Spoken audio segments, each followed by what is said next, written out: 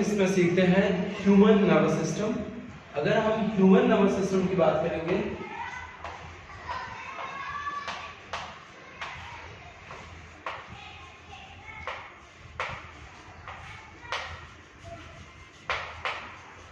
Human nervous system, तो mainly human nervous system है वो दो चीजों से मिलकर बना होता है। एक होता है CNS और दूसरा होता है PNS। CNS stand for central nervous system, central nervous system, and PNS now for peripheral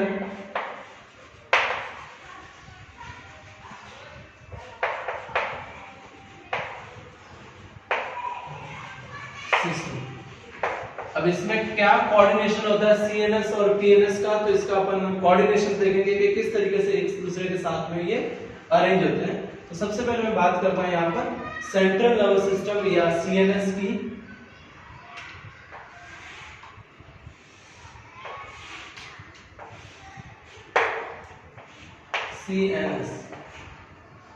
CNS central nervous system, ये किससे मिलकर बना होता है? Brain and spinal cord. हमारा जो ब्रेन वाला पोर्शन और बैक वाला जो स्पाइनल कॉर्ड है वो CNS बनाता है, central nervous system, brain and spinal cord. अब जो सेंट्रल नर्वस सिस्टम है वो किसके साथ में कनेक्ट रहता है? जैसे एक पर्सन का, आपको यहाँ पर रफली थोड़ा सा बताता हूँ, ये मान लीजिए किसी पर्सन का ब्रेन है, ये जो पोर्शन होगा ये इसका स्पाइनल कॉर्ड होगा। So brain and spinal cord, इन दोनों ने मिलकर क्या बना दिया? CNS बना दिया। ये हो गया ब्रेन और ये हो गया स्पाइनल कॉर्ड, इन दोनों ने मिलकर क्या बनाया? CNS। अब यहां से साइड बाय साइड जो नर्व्स निकलती हैं, यहां से ये साइड बाय साइड नर्व्स निकलती हैं, इनको अपन बोलते हैं PNS या पेरिफेरल नर्वस सिस्टम। तो आप समझ सकते हैं कि पेरिफेरल नर्वस सिस्टम जो है, ये वाली नर्व जो है ये किसमें आएगी? PNS में आएगी, पेरिफेरल नर्वस सिस्टम। तो अब ये पेरिफेरल नर्वस सिस्टम PNS जो है वो CNS के साथ में जुड़ा होता है। PNS peripheral nervous system. Peripheral nervous system जो है साइड नर्व होती है और ये क्या करती है? स्टिमुलेशन का काम करती है। इसके अंदर क्या होता है? स्टिमुलेशन। अब यहां से स्टिमुलेशन दो तरीके का होता है, ये इसको इंफॉर्मेशन देती भी है और यहां से इंफॉर्मेशन लेती भी है। अब अगर PNS को देखेंगे तो PNS एक्चुअल में दो तरीके के नर्व से मिलकर बना होता है। एक तो होता है एफरेंट नर्व और एक होता है इफरेंट नर्व। यहां कह सकते हैं कि सेंसरी नर्व और मोटर नर्व।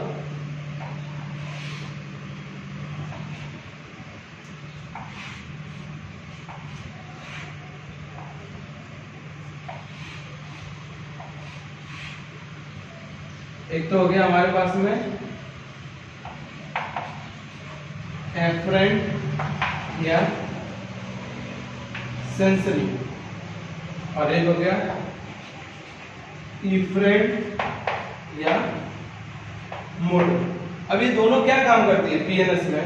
तो इनका स्पेसिफिक रोल होता है, ये इंफॉर्मेशन को लेकर यहां तक कन्वे करने का काम करता है। कन्वे कैसे कर सकते हैं? अगर हम सेंसरी नर्वस सिस्टम की बात करेंगे तो सेंसरी नर्वस सिस्टम में वो इंपल्स कहां जनरेट करती है? मतलब हम कहेंगे कि ये किसी भी ऑर्गन से लेकर, सोमेटिक सेल से लेकर किसी ऑर्गन से लेकर यहां तक इंपल्स को लाने का काम करेगी। तो हम कहेंगे मसल्स टू CNS और ये इसका रिवर्स, ये क्या करेगी? CNS टू मसल्स कह लो या ऑर्गन कह लो, किसी भी ऑर्गन सिस्टम तक जाएगी, है ना? मसल्स बोलो या ऑर्गन्स बोलो,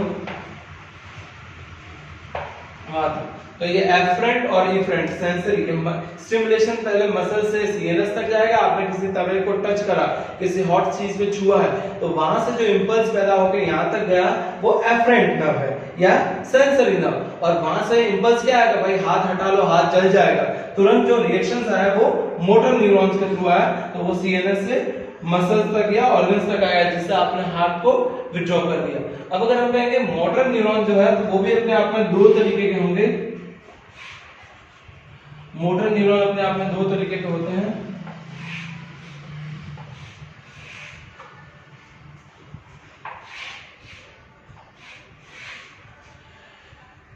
एक मोटर न्यूरॉन्स की अगर हम बात करेंगे यहां पर,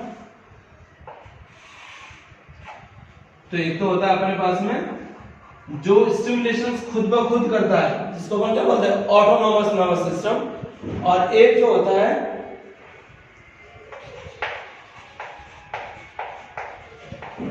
autonomous nerve system. Autonomous nervous system ये भी यही काम करेगा, सीएनएस से मसल्स तक जाएगा। और एक जो होता है ऑटोनोमस के अलावा जो दूसरा काम करता है, इसको अपन किस नाम से जानेंगे, यस,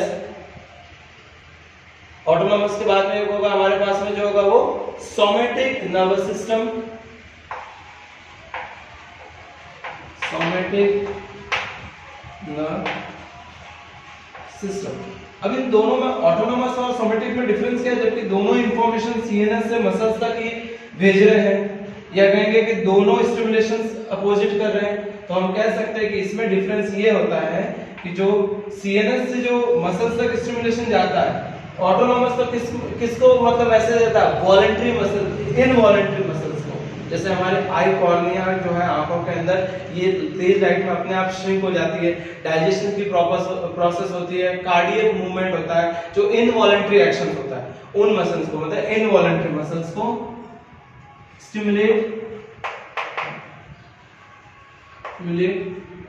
इन वॉलंटरी मसल्स है, इनवॉलंटरी मसल्स को स्टिमुलेट करता है। और ये किसको करता है, सीधा इसका अपोजिट, स्टिमुलेट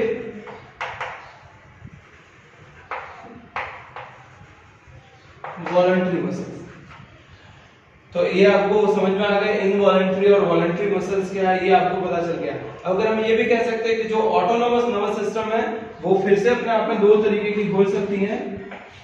एक तो होती है सिंपैथेटिक और एक होती है पैरासिम्पैथेटिक।